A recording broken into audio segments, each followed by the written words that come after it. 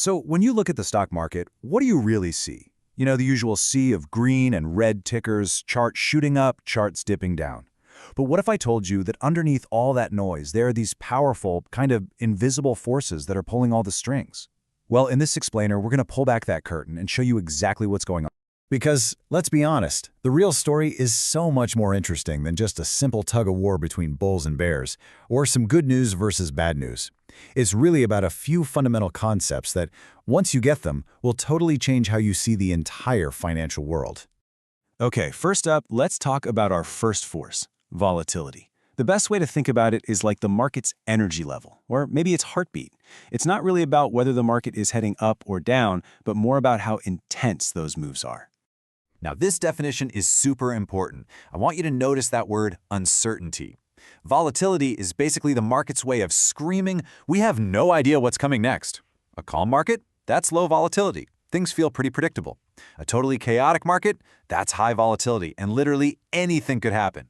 It's all about the size of the potential swings, not the direction they're going. And this brings us to a really crucial distinction that people mix up all the time. In finance, risk and uncertainty are not the same thing at all. See, risk is when you know the odds. Think of a poker game where you know there are 52 cards in the deck. Uncertainty, on the other hand, is like showing up to a game where you don't even know what you're playing, or how many cards are even in the deck. To put it another way, risk is like flipping a coin you know for a fact is 50-50. Uncertainty, that's like someone handing you some weird lopsided rock and telling you to toss it. You have absolutely no clue what the odds are. And high volatility? Well, it lives in that world of uncertainty. So you've got all this energy, this volatility in individual stocks. But how does that translate to the market as a whole? Well, that brings us to our second force, correlation. If volatility is the energy of each dancer, correlation is the choreography.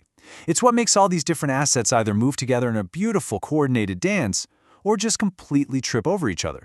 And this scale, from -1 to +1, is everything.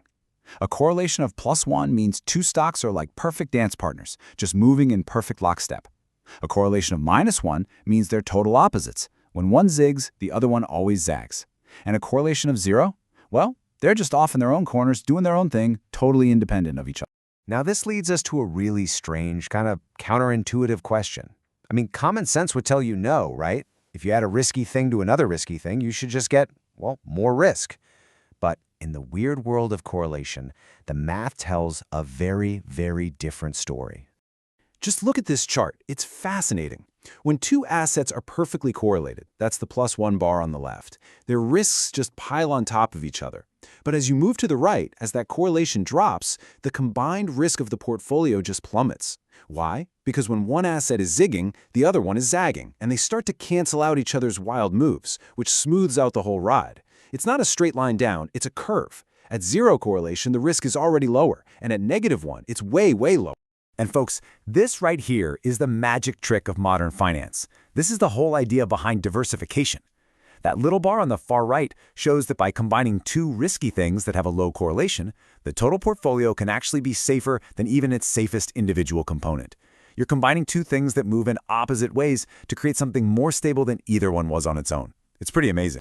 All right, our third and final force is probably the most human of them all, credit risk. At its very heart, it's about a very simple and very personal fear, the fear of a broken promise. You know, it doesn't matter if you're a giant bank lending out billions of dollars or just you lending a friend $20 for lunch. The core idea is exactly the same. It's the chance that you're just not going to get your money back like you were promised.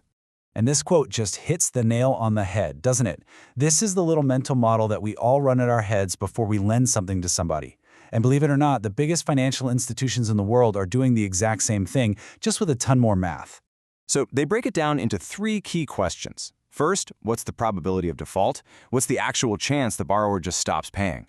Then, what's the loss given default? So if they default, how much of our money are we actually going to lose for good?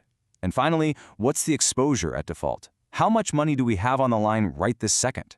You multiply those 3 things together, and that gives you your expected loss. And now for the main event.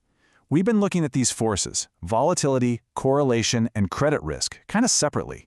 But in the real world, they don't stay in their own lanes. They all smash into each other. So let's see what happens when they all meet inside a pretty common financial product. Okay, so Imagine a giant pool of loans. That pool gets sliced up into different pieces for investors. We call them tranches. And as you can see here, each slice has a different job when it comes to absorbing losses. The mezzanine and junior investors, they agree to take the first hits if loans start to go bad. They're taking on more risk, hoping for a higher reward. The senior slice, that's supposed to be the safe one. They're protected by the other two, and they only lose money if things get really, really bad.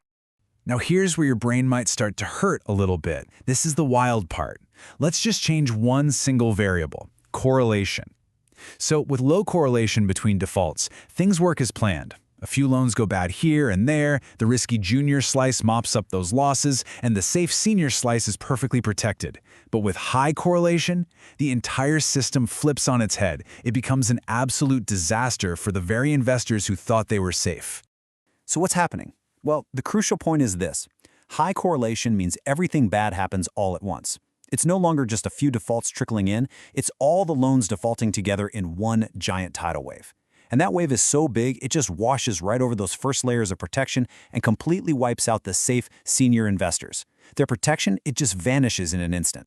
And this gets to the absolute heart of why these unseen forces are so critical to understand.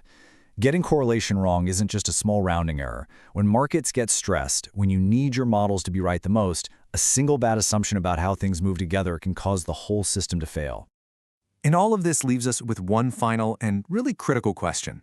We build all these incredibly sophisticated models to try and understand these powerful forces like volatility and correlation.